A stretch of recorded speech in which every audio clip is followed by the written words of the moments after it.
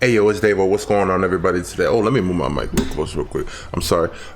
What's going on? So the one that's coming out on Global pretty soon. So I literally thought to make this video as soon as I woke up because I was like, yo, like I gotta tell people they just can't be like left out like hanging in the wind. You know, they just you know, the one is like, you know, he's boring. People call him the mid, like a glue eater, basically, if you use him. But I use the one.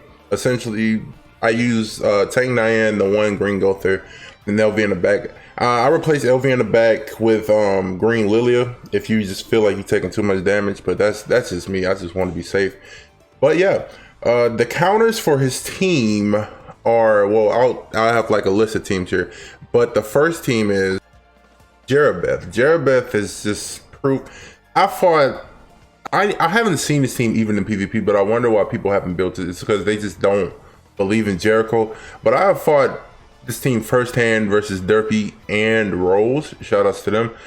This team can just utterly stop you in your tracks no matter who you are. You can kill the one by the third turn if you really want to. You can just keep stunning and freezing. Jericho has detonate, so if they try to rush, it's like pointless. It's like, it works so beautiful, and I wonder why no one has used it. Like I've seen just Derpy and Rose use it, but I haven't even seen it in PvP ever. I've never seen it. It's nowhere to be found. I don't know if they run Lost Vein in the back, but we can just focus on like the front two, you know, the three characters in the front that are usually gonna be on the field.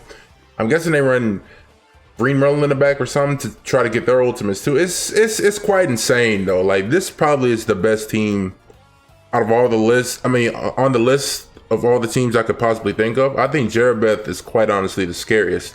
Now, moving on to the second team, which is Tarmiel and Green Estarossa with Green Gil in the back.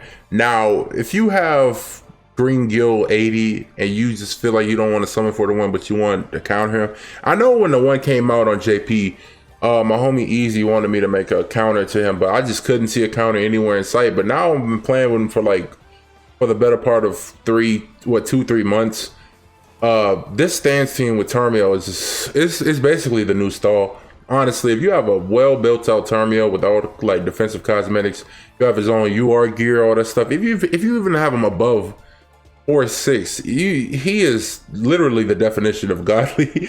Honestly, Estarossa is self-explanatory. You know, you want to use this commandment to like attack lower and neuter their offense basically until the one gets debuff immunity on third turn. But probably I don't know if you can kill him off by the third turn, but you could definitely be annoying and stall him and yada, all this and all that. You can rush Tarmiel's ultimate and keep healing and keep taunting, and then Gother doesn't die because you have all this defense, because Tarmiel reduces damage taken or something when he puts up his stance. And then when you do a stance with Esta, he's virtually taking no damage at all, especially with the defensive support in the back with Green Gil. I'm about to call him Little Gil, with Green Gil.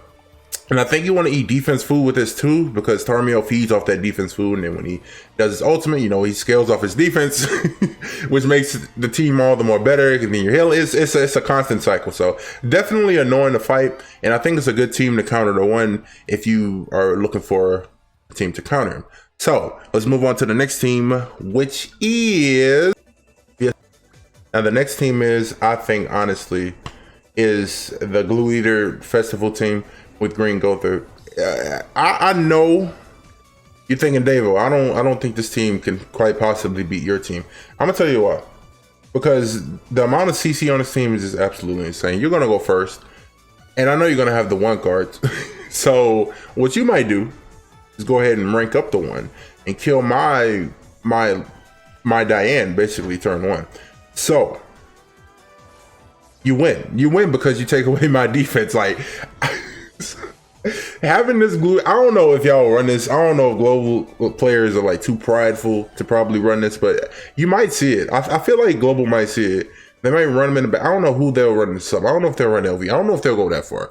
But I definitely think that Goddess Ellie, the one, and Green Gother will be run to some degree. I don't know who in the back. Maybe Athena or something, because I feel like global players might use Athena because they're quirky and like innovative like that. So like they're like, oh, I'll just kill them turn one with the one. Like if you're summoning for the one, right? You got the one. and you build this team and you run Athena in the back, you kill them, right? And then they lose gauge. They can't get any type of ultimate off if you have this behemoth right here of a unit, which is the one. So the next team I talk about is possibly it's in the future. It's not like anything you can run right now on global. So that's pretty much gonna it for teams. I think right now we'll counter the one like today on global, because these are the teams I see on JP that have beaten me, and I know these characters are out on global too. So I'll be right back with the next future teams that I think can possibly stomp off the one. Now this team, Assault Melee teams, it's really like 2 or 3 different variants you can run, but this is like usually the typical one you'll see. Or if you don't have Zodiacs in the back, they'll either be running like Green Merlin, right, to try and rush ultimate, because you have basically 2 AoE ultimates with Assault Melee and Blue Droll. If you have a decent Droll, that charge ultimate can do some devastating damage. We already know Assault Melee is just stupid. Once he gets his ultimate off, he just raises his basic stats. If they attack you, you win, basically. In the future, I don't know if global will probably be that. They might like adopt that passive playstyle where they just don't do anything for like 3 turns or something like that. What you want to do is essentially get your taunt up, and if you get lucky with taunts, I think you basically win. It's real. Well, we all know this game is RNG, but if you just get a taunt, like, or a level 2 taunt too, because that's for 2 turns. If you get that, you're basically golden, because it's like you have to attack Droll, and then if you kill Droll, he gets revived, and then he can't die for another 2 turns. So even if you want to kill off Melascula turn 1 or turn 2, it won't help anything, because I did it yesterday on accident on stream. I was on autopilot, and I was like, yo, what did I do? And basically just got murked by Assault Melee. You don't want to do that. You basically want to push your ultimate. Well, if you have the one, try and push your ultimate. Or if you probably want to stick to like, if you have unfortunate luck and you just run like, I don't know, if you want to ult rush with LV, that might work, because nah, I'm talking about fighting this team. No, we talking about the one. This team is good for countering the one, especially if you catch them off guard and they just don't know what they're doing. Basically, that taunt will save your life. And the next team that will counter him in the future, well, this is still the Assault Melee team, but I think it's this girl right here.